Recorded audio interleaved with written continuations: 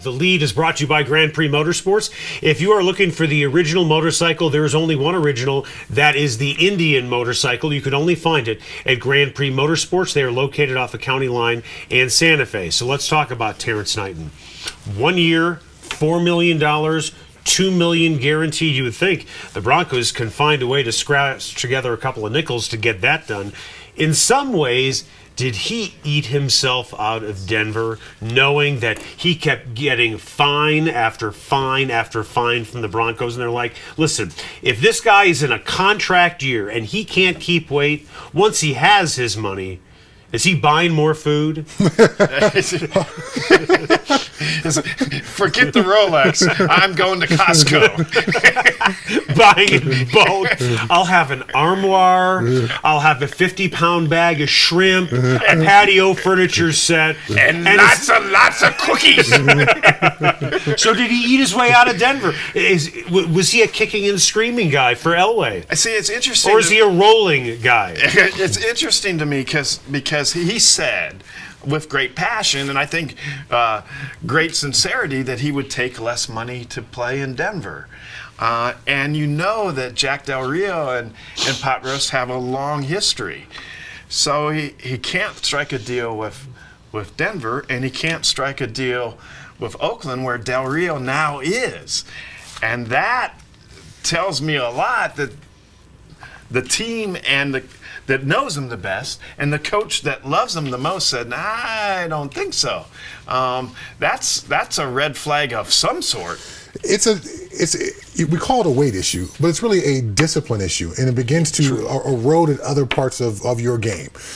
So if you're this undisciplined in this phase of your life, if I'm going to give you millions of dollars, what would make me think, and what would give me the confidence that somehow you're going to apply a higher level of discipline to everything else that you do? If you're an overweight guy, you tend to get injured more.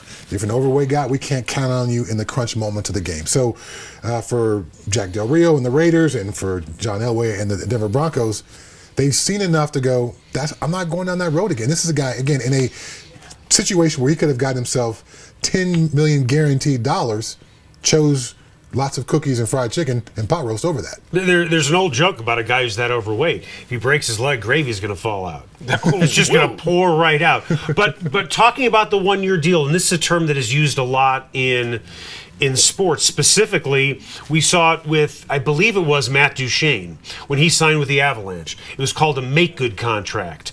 We're going to give you a short-term deal for just enough money, and let's see how well you play.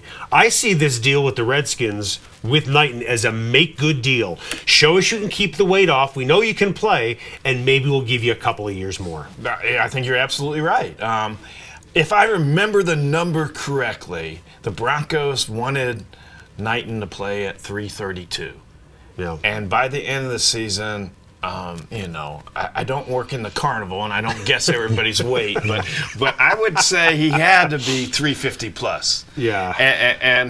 And if he's 350 plus in week 16 of the season, right now he's most likely pushing 375. Mm-hmm. And at 400, you go from a movable object to a guy who can't get his big butt off the bench and get out onto the field. So, it's a legitimate concern.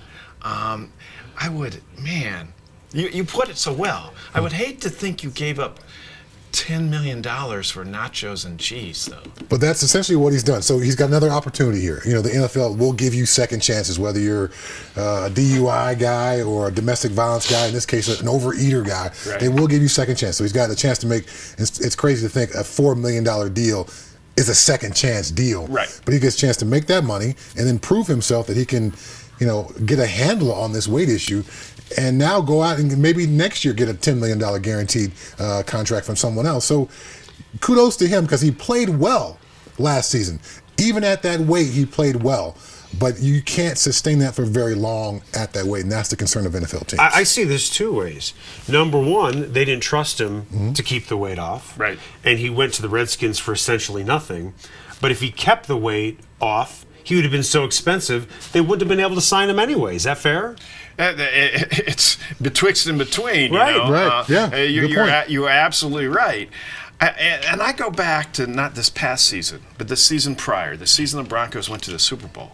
And John Fox would walk through the locker room, and he would nicely nudge Pop Roast and say, Terrance, I need to lose about 7 more before the holidays too. And they both laugh. Right. But that little nudge, I guess, didn't work as well anymore, and they got tired of making the jokes and just said, it's a money business and you're not worth the risk of a lot of money. I've been on teams where the big guys had to weigh in every week. Right. And, the week after Thanksgiving, they're panicked. Or the week after, some particular holiday or big, kind of party weekend, Right. they're in a panic. But the coaches are also concerned because, again, it speaks to your discipline. It speaks to your desire to be great. And if a guy constantly has weight issues, how can I have any trust that you desire to be great, that you're willing to lay it all on the line because you can't even push yourself away from the table? Once again, the lead brought to you by Grand Prix Motorsports. If you're looking for the original motorcycle, and I'm talking about the Indian motorcycle, all you have to do is head down to Grand Prix Motorsports. There is Jim Zazinski. He went to Grand Prix Motorsports and picked up a 2014 Indian Chieftain. Looks pretty good on that ride, doesn't he? You can find Grand Prix Motorsports located off of County Line and Santa Fe.